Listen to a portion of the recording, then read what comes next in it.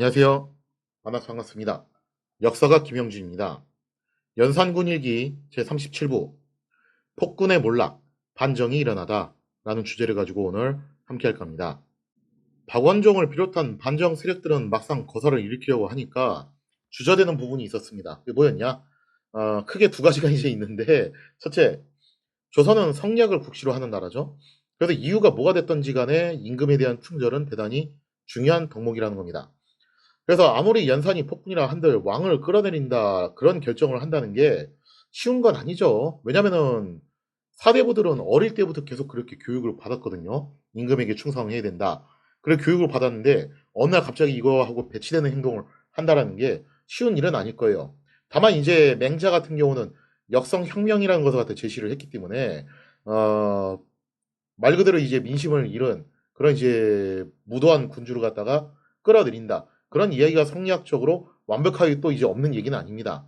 그러면 여기에 근거를 해가지고 거사를 진행할 법도 한데 두 번째 문제가 걸려요. 찔리는 게 있는데 그게 뭐냐면은 박원정 자체가 본래 연산의 최측근으로 총리를 누려왔던 사람이라는 거예요. 그러니까 제3자 시각으로 놓고 보면은 그동안 온갖 혜택 누릴 거 다 누려놓고 이제 와서 무슨 네가 거사를 일으키냐 이런 시각을 받을 수밖에 없다라는 겁니다. 그래서 과연 내가 이렇게 거사를 일으켰을 때 사대부들이 어느 정도로 나를 지지를 해줄 것이냐. 이제 그게 또 걱정이 될 수밖에 없는 부분이죠. 자, 그래서 박원종은 어쨌든 또 이게 부담스러운 것 중에 하나가 개국 이래 처음 실시되는 반정이잖아요. 그래서 이거를 퍼펙트하게 성공시키기 위해서 보다 과감한 외연 확장을 시도를 하게 됩니다. 이게 이제 인조 반정하고의 가장 큰 차이점이에요. 인조 반정은 특정 세력 그리고 특정 사람들이 중심이 돼가지고 일으켰다면은 중종 반정은 진짜 온갖 사람들 다 끌어모아가지고 무슨 키메라처럼 합체 로봇을 만들어서 이제 일으키게 되는데 자 그래서 이제 자기하고 좀 처지가 비슷한 사람들은 먼저 포섭을 합니다. 그러니까 자기처럼 연산에게 총애를 얻었는데 지금 이 돌아가는 시국을 좀 이제 불안하게 여기고 있을 것 같다. 이제 그런 사람들한테 먼저 대시를 하는 거죠. 스카우트 체의를 하는 건데 그 대표적인 사람이 누구였냐면은 바로 김수동과 김감 두 명이었죠. 이 두 사람 다 연산이 또 각별히 총리를 했던 신하들이었는데 이들하고 나름 이제 교분이 있었던 성희안이 이들을 찾아가 가지고 설득을 하게 됩니다. 물론 이 두 사람 김감, 김수동도 작금의 그 불안한 시국을 모르지는 않을 거예요. 사실 이때 당시 웬만한 사람들은 이거 불안하다, 뭔가 터질 것 같다, 다 알고 있던 상황이었기 때문에 이 두 사람도 이제 불안해했겠죠. 앞으로 어떻게 처신을 해야 되는 것인가, 나의 운명은 어떻게 될 것인가, 그런 이제 불안감이 당연히 있었을 거예요. 그래서 성희안이 가가지고 이제 이런 부분들을 잘 공략을 해가지고 설득을 하니까 결국 두 사람도 여기서 이제 말이 통하게 됩니다. 이렇게 해서 성희안의 설득에 김감은 즉석에서 오케이 사인을 주게 되고 김수동은 그래도 좀 양심이 찔렸는지 좀 주저를 해요. 주저를 하다가 사실 뭐 답이 없으니까 결국 김수동도 여기서 참여를 약속을 하게 됩니다. 자, 그리고 반정 세력들은 여기서 한 발 더 나아가서 누구까지 포섭을 하게 되냐면은 무려 유자광까지 포섭을 하게 됩니다. 와, 진짜 유자광은 정말 참 롱런 하는 사람인데 사실 유자광은 무어사화 때 핵심적인 역할을 맡았던 사람이죠. 그리고 연산치하에서 그야말로 온갖 특혜를 다 누렸던 인물입니다. 그리고 어떻게 보면 유자광이야말로 이제 제거 대상에 올라야 되는 사람인데 진짜 살생부에 올라야 되는 사람이라고 볼 수 있는데 그 유자광마저 이제 스카웃을 하려고 해요.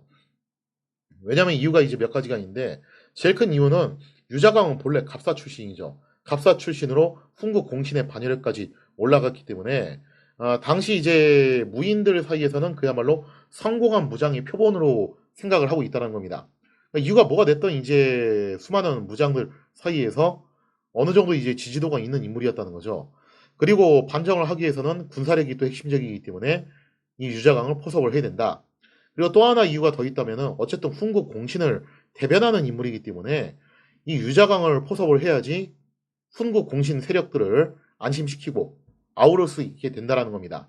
그리고 또 유자광 자체가 원체 또 이런 책략, 권모술수, 중상모략, 음모 이런 거에 굉장히 또 뛰어난 사람이죠. 뭐 좀 좋게 말하면 이제 지략이 풍부한 사람인데 그렇기 때문에 유자강이 우리 편을 들어주기만 한다면은 거사의 성공 확률이 대단히 높아질 것이다. 라고 그렇게 이제 생각을 했던 겁니다. 자, 이렇게 해서 이제 유자강을 포섭을 하게 되는데 당연히 눈치가 백단인 유자강은 현재의 상황이 얼마나 위태로운 상황인지를 모를 리가 없죠. 그래서 유자강도 다소 민망하긴 하지만 이 반정에 참여할 것을 흔쾌히 약속을 하게 됩니다.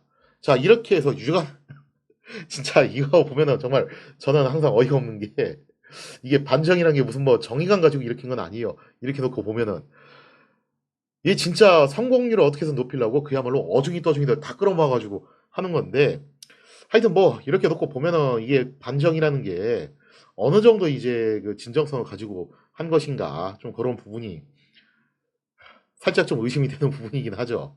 아무튼 이렇게 해서 최대한 세력을 끌어모아가지고 거사를 준비하게 됩니다. 자, 이렇게 해서 이 사람 저 사람 다 끌어들이다 보니까 반정 세력은 사실상 조정의 거의 모든 신료들이 참여하는 형국이 됩니다. 따라서 반정 세력이 반드시 제거해야 되는 인사는 결국 두 사람으로 압축이 되는데 하나는 이제 임사홍. 그 임사홍의 아들 임승재가 운이 좋게도 죽었죠 이미. 그래서 이제 임승재는 뭐 험한 걸 안 보고서 갔던 케이스고 그 다음에 또 하나가 이제 신수군. 신수군과 그 형제들이죠. 크게 이제 둘로 압축이 돼요. 근데 야사에 따르면 또 이런 얘기가 전해집니다. 어떤 얘기가 전해지게 되냐? 반정 세력 내에서는 아마 여기서도 또 고민을 했던 것 같아요. 임사홍은 그렇다 쳐도 신수군을 제거를 해야 되는 것이냐. 왜냐면은 제가 예전에도 설명을 드렸지만 신수군 본인은 크게 잘못한 건 없습니다. 그러니까 연산의 총의를 받았던 건 맞지만 본인이 그걸 가지고서 뭐 전횡을 일삼았거나 그런 건 아니었어요. 그거는 이제 임승재가 그랬던 케이스였죠. 그런데다가 만약에 연산을 끌어내린 데 성공을 한다면은 그 다음번에 누가 왕이 될 것이냐. 조선으로 넘어가면요 고려시대하고 달라져가지고 왕실 성씨는 무조건 이씨예요. 이씨 말고 다른 사람 할 수 있는 가능성이 거의 없어집니다. 그러니까 그만큼 성리학이라는 것이 이데올로기로 사람들한테 굉장히 강력하게 작용을 하기 때문에 왕은 당연히 전주 이씨가 해야지 다른 사람은 감히 할 생각 자체를 못 한다는 거예요. 그래도 고려 시대에는 다른 성씨들이 좀 이제 왕권을 넘보거나 그런 경우가 있었는데 조선에는 그게 안 돼요. 그래서 결국 이제 적당한 왕족 중에 한 명을 옹립을 해야 되는데 그 사람이 누구냐 했을 때 제일 가능성이 높은 것은 연산의 이복 형제이면서 적자죠. 역시 바로 진성대군입니다. 그런데 진성대군의 와이프가 바로 신수군의 딸이죠. 그러면은 신수군은 진성대군의 장인인 셈인데 이렇게 혼맥으로 연결된 신수군을 제거를 한다. 다음번 왕이 진성대군이 되어야 하는데 여기서 부담감을 느낄 수밖에 없는 상황입니다. 그래서 야사 이야기이긴 하지만 어느 정도 좀 신빙성은 있는 것 같아요. 아마 어떤 방법으로든 신수군을 좀 포섭을 해야 되는 거 아니냐 그런 이야기가 나올 법도 해요. 그래서 야사인은 이 부분에 대해 이렇게 설명을 하고 있어요. 박원종이 은밀하게 신수군을 찾아가서 넌지시 이렇게 물어봤대요. 대감께서는 누이와 따님 중에서 어느 쪽이 더 중요하다고 생각하십니까? 그러니까 사실 신수군도 뭐 돌아가는 상황 분위기를 전혀 모르진 않을 테니까 선택을 하라는 거죠. 누이를 선택할 것이냐. 그러니까 쉽게 말해서 연산의 왕비가 이제 신수군의 누이잖아요. 누이를 선택한다는 것은 연산과 운명을 함께 한다는 거고 딸을 선택한다는 것은 반정 세력과 운명을 함께 한다는 거죠. 둘 중 하나를 선택을 해라. 라고 그렇게 질문을 하는데 이 질문의 의도는 사실 이런 게 내포되어 있는 거예요. 그냥 누이를 버리고 딸을 선택을 해라. 이제 그런 이제 의미가 내포가 되어 있는 거죠. 여기에 대해서 신수군의 답변은 생각보다 좀 단호했어요. 뭐라고 얘기를 하냐면은 신수군이 이렇게 말합니다.